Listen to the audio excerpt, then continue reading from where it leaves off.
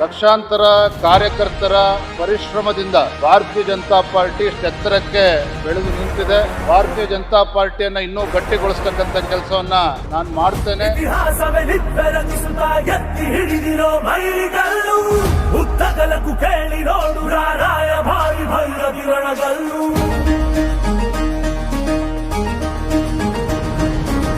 ಧಿಕ್ಕರಿಸಿದ ರಾಮ ಶಕ್ತಿಯನ್ನು ಗಾಳದೆ ಧಿಕ್ಕರಿಸುವನಿವನೆಲ್ಲೂ ಬದಲಾಗಿಸುವ ಸಿದ್ಧಾಂತಕ್ಕೆ ಮುಖಪುಟದ ಮುನ್ನುಡಿ ಗೆತ್ತುವನೆಲ್ಲೂ ಬಡವರ ಬದುಕಲು ಕಾಯಲು ನಿಂತ ಸಿಂಹ ಕೇಸರಿ